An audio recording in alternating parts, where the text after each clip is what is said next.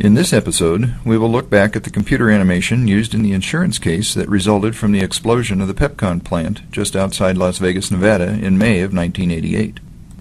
The Pacific Engineering Production Company of Nevada, or Pepcon, manufactured ammonium perchlorate at their facility south of Las Vegas. This material was the oxidizer for the solid rocket boosters that were used to launch the space shuttle. Following the explosion of the Challenger in 1986, shuttle launches were suspended for several years. Unfortunately, Pepcon continued to manufacture ammonium perchlorate, or AP, and stockpile it on their property. On the morning of May 4, 1988, a small fire started in one of the buildings where the AP was being dried. This fire spread to the surrounding stockpiles of AP, and several large explosions resulted, causing physical injury and damaging homes and buildings in a wide area around the plant.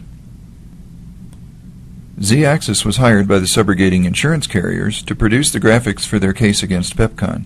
We started out by building a 3D model of the plant and the stockpiled AP surrounding the buildings and in the open fields and asphalt lots.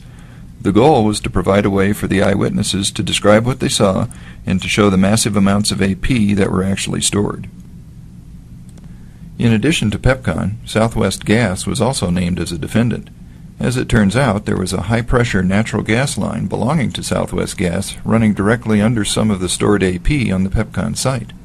Physical and video evidence from the site indicated that the ruptured gas line could have played a role in causing or exacerbating some of the explosions. If this was true, Southwest Gas would be liable for some of the damage that the explosions caused to the surrounding communities. During the course of this work, I spotted an opportunity to help track the progression of the fire as it spread from its source and engulfed the stored AP. I superimposed the 3D model of the plant on the video images of the fire.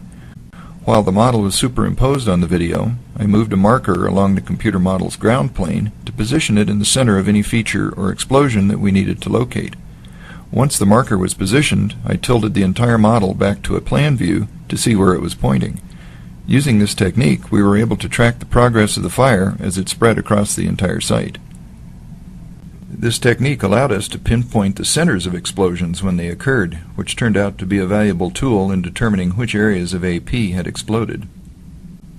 This was a key piece of evidence that helped lead to the settlement of the case in favor of the insurance carriers.